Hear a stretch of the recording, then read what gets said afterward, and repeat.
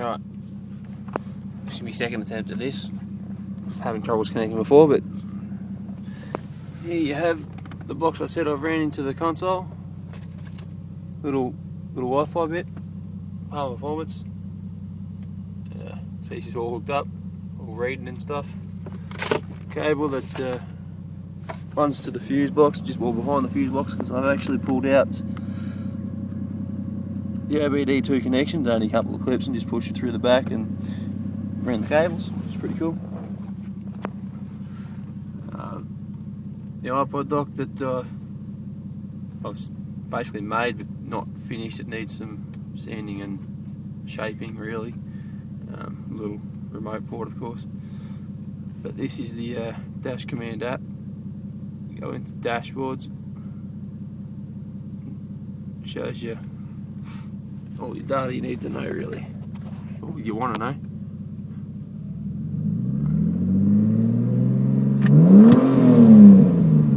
There is a bit of lag in it. I think you can update or change your PIDs to update certain ones faster. I've had it hooked up to the laptop and it's a lot faster through the laptop. So, and it was only doing the revs, it wasn't doing anything else. Don't know why it was doing that. Go across to all these different little setups, all your fuel consumptions, all that sort of stuff. You want to know all that. Driving. Have a look at that later on or whatever. Pause it. There's a lot of crap in there to go through. There's heaps of different little bits and pieces you can look at. Go to the motor. Intake temperatures, cooling temperatures, map pressures, whatever the hell that is, timing. Then we'll go across to that. Get your fuel trims, your catalyst, and your load, of course. Again, a little delay, but not too bad. And this one I haven't actually fully used it at all actually, so I think that's the first time it's showed up properly. How much fuel you've added and how much per litre it is. Which is pretty cool. Go back to the main menu. Skid pan's just like a G-force meter. Diagnostics. Read codes. No codes. Or you can just hit clear codes. Gives you a little rundown of what you're doing, pretty much. Clear them. Oh, there you go, what's that?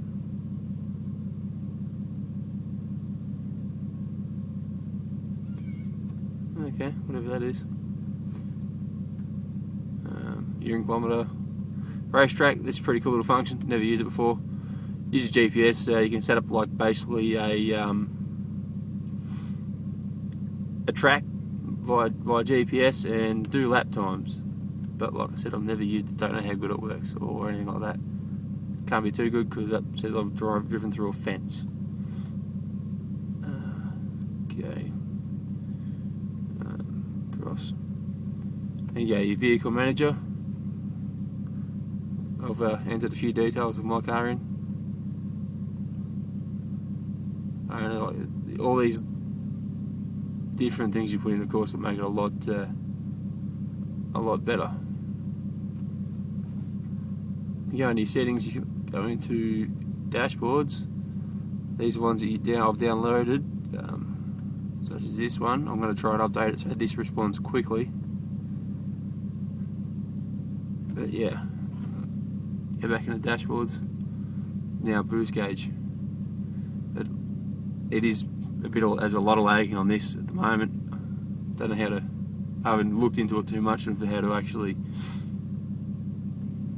make it not lag. Apparently you can.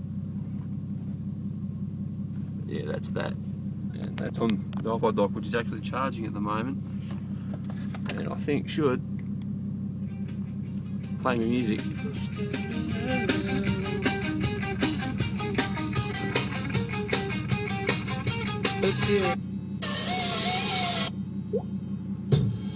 This is all through auxiliary, of course.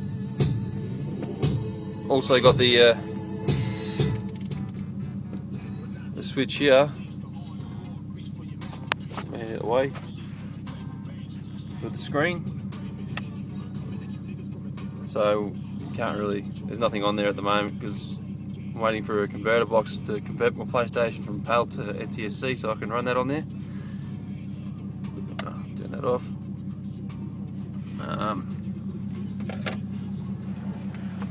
Also, got the DVD players here which run the PlayStation as well.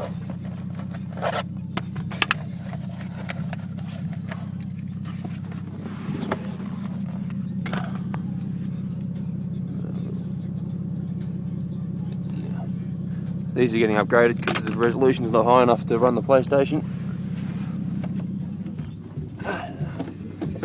Got some. These are 7-inch. We've got some 9-inch touchscreens. Ones on touchscreens, high def on the way. So,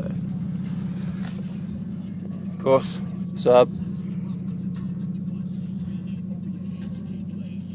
It's a 10-inch digital design sub. It's tuned to 37 Hz. Excuse the mess in the boot.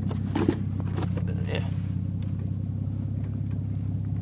It's the amp for it. My little inverter up here. We'll switch on the front because it took straight to the battery. I'm going to try and change that. Turn him on. Of course, little PlayStation there, which just turned on by itself.